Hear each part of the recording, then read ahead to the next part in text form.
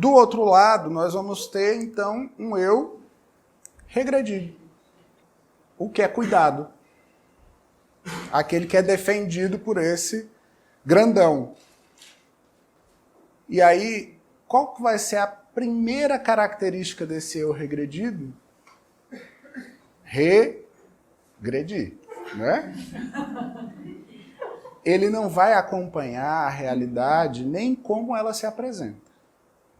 Ele vai ter uma interpretação da realidade anterior. Por quê? Porque o afeto puxa as coisas. O afeto é uma locomotiva ótima para puxar as nossas experiências do passado, as nossas vidas do passado, as coisas que foram interpretadas no passado. Então a tendência é de que a gente não fique naquela situação, é de que a gente remeta a outras experiências que evocaram o mesmo afeto antes. O menino da perna cortada, um dia que ele for fazer uma cirurgia, e agora ele já tem 30 anos, ele vai fazer uma cirurgia e ele pode sofrer ali com um medo que ele não sabe dar proporção para aquele medo. Que ele não saiba o que vai acontecer, ele pode ficar muito ansioso, ele pode ficar muito inseguro, ele pode ficar triste, ele pode deprimir, patologicamente, porque ele vai fazer uma cirurgia. Será que é o entendimento de um homem de 30 anos que está funcionando ali? É o funcionamento de uma criança que um dia levou um corte na perna e achou que ia morrer com aquilo. Ou seja, naquele momento, o homem de 30 anos, ele regride. Ele volta para uma experiência afetiva original e ali ele fica. Então, o eu regredido, ele vai ter sempre um propósito que é um propósito de fixação. Mesmo que ele não se recorde desse. Mesmo que ele não se recorde. Lembra daquilo que eu disse? Que muitas vezes os agentes traumáticos, eles, por características próprias, eles tiram da consciência, rebaixa da consciência para a sombra. Então ali ele sai de uma linha que seria uma linha de entendimento, de assimilação, até porque às vezes se ele conseguisse lembrar, ele conseguiria assimilar isso de uma outra forma, simbolizar em torno daquilo. É o que acontece muitas vezes no processo da análise. As imagens vão voltando e quando aquela imagem vai ganhando lastro, vai ganhando significado, a tensão vai diminuindo. Uma outra coisa que esse eu regredido vai desenvolver é uma espécie de carapaça. Ele vai ter uma dificuldade muito grande para lidar com a agressividade para fora. Então ele vai se encapsulando. Onde é que essa agressividade vai se manifestar?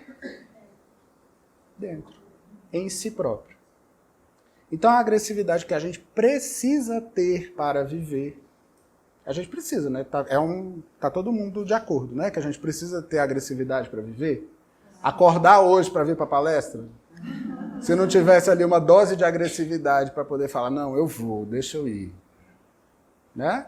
Essa agressividade ela vai se encapsulando e ela vai se revertendo contra o próprio sujeito. Então, a vida ela vai ficando mais difícil por si só. Eu não preciso mais de outros agentes traumáticos para poder reforçar essa dificuldade. Não. Eu mesmo vou gerando situações que de alguma forma me colocam, vão me cristalizando dentro dessa situação. Ali dentro também desse eu regredido, qual que é o território mais seguro que ele tem para viver? É o mundo lá fora, cheio de agentes traumatizantes? É o mundo interior. Então ele vai optar por vivências ou por fantasias? A fantasia é muito mais segura, não é? A fantasia, eu lembro de uma cliente que eu tive, que ela chegou para mim com a queixa inicial dela, era é porque eu faço fantasias. Eu disse, parabéns, você e todos. Não, você não está entendendo. Eu faço fantasia. Eu vou para o meu quarto, eu apago a luz, eu ligo o som alto para que as pessoas não saibam o que eu estou fazendo e eu vou criar fantasia. E ela vivia isso. E essa era a melhor hora do dia. Essa era... E aí tem uma coisa meio complicada, porque fantasia às vezes vem uma florzinha brotando no jardim e outras vezes vem a besta-fera, né? E aí, às vezes, quando ela se deparava com situações que ela não conseguia sair, ela parava a fantasia continuava dentro dela. Né? A distração com as fantasias, a dedicação às fantasias é muito particular desse eu regredido. Ou ele vai criar situações que são situações positivas, compensatórias ao trauma, ou ele vai ficar se retraumatizando, lembrando de como foi ruim, de como pode vir a ser pior se reacontecer. Ele vai funcionando dentro disso. E qual é a relação que ele vai estabelecer com o eu progredido? Com esse Deus que vem cuidar de mim. Vem um Deus e fala, oi, tudo bem, eu sou Odin, vim cuidar de você. Você não vai ser grato a isso? A relação que ela vai ter com esse eu progredido é uma relação de muita gratidão. É ambíguo, porque eu sei que eu estou sendo limitado. Mas se não fosse isso, talvez eu tivesse morrido. E aí? Eu não vou ser grato? Eu não vou ceder com facilidade? Quando ele fala, tem de ser desse jeito, eu não vou falar, tá bom. Falo, né? E nesse processo, o que vai ser reafirmado constantemente é a inferioridade desse eu regredido. É a incapacidade desse eu regredido. E a impotência desse eu regredido. Ele vai o tempo todo se ver pequeno, menor, incapaz, impotente. Ele não tem força para romper. Ele não tem força para fazer diferente. Ele não vê saída.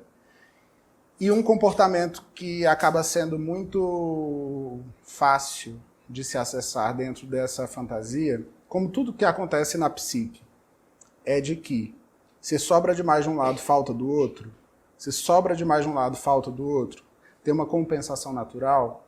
Se eu sou essa titica, eu vou criar dentro de mim uma idealização de um eu que é ótimo, fantástico.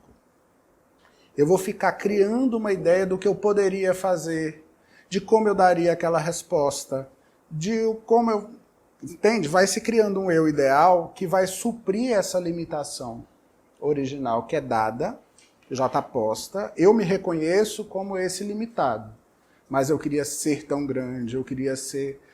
É o que a gente vê ali, não patologicamente, nas fantasias infantis, né?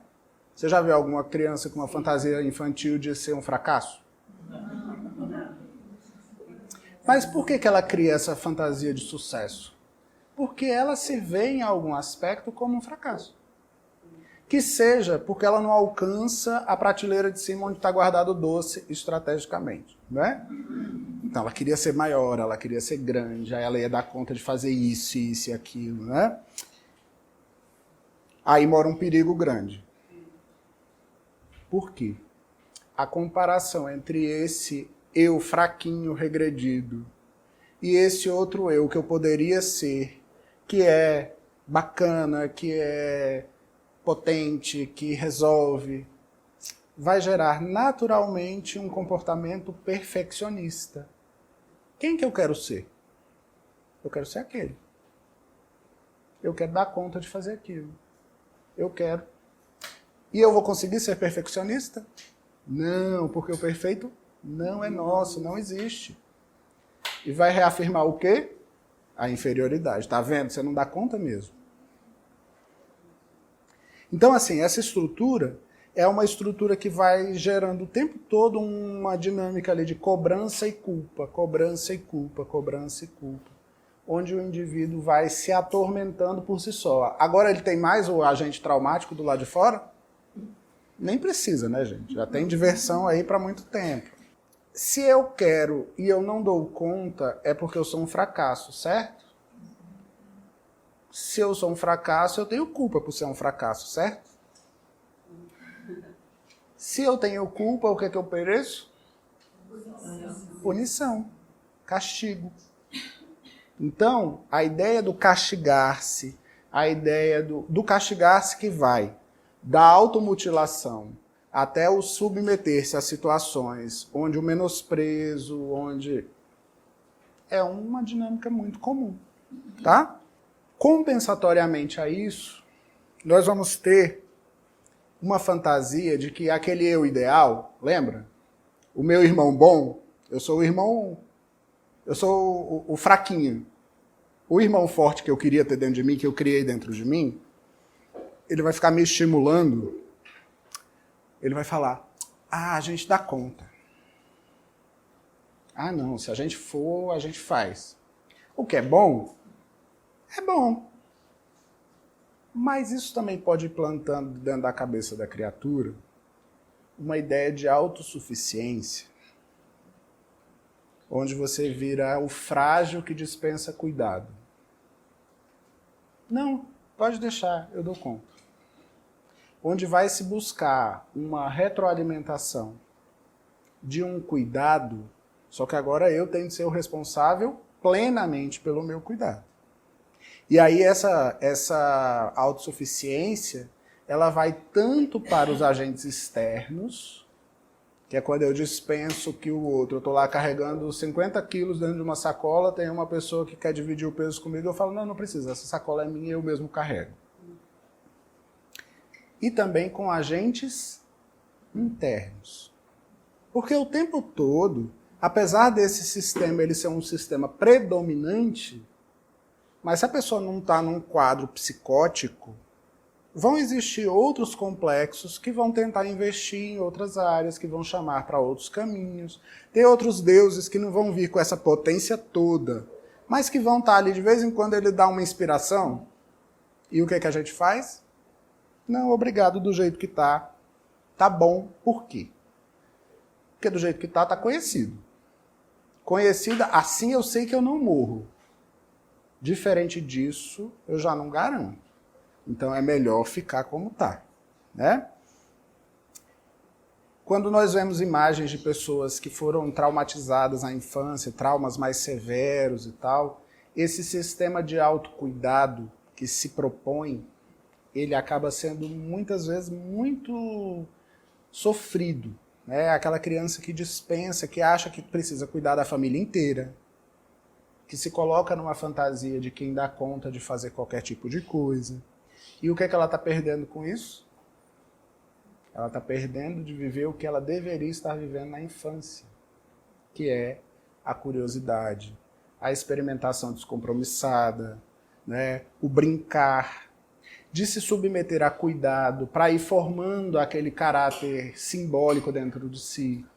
Eu vou sendo cuidado, uma hora eu aprendo a cuidar de mim mesmo, mas não nessa proporção, não dessa forma tão adoecida, né? Eu vou cuidando porque é natural cuidar de mim mesmo, porque eu tenho que me valer, porque eu tenho condição para fazer isso. Ela não tem essa condição. Uma outra coisa é que diante disso tudo, desse cenário todo, como é que ela se porta para o outro? Qual é a sensação que vem diante do outro? Vergonha. Ela tem vergonha de depender, ela tem vergonha de ser quem ela é, ela tem vergonha de não dar conta, ela não quer acessar alguém que pode, de alguma forma, a partir do escárnio, da crítica, mostrar o quão inferior ela é, porque ela já está certíssima disso, ela não precisa de mais alguém que reafirme. Mas, em níveis mais profundos, o que vai se desenvolver ali, numa camada ainda mais profunda do inconsciente, é uma raiva da vida que se tem e especialmente de quem deveria zelar por essa vida.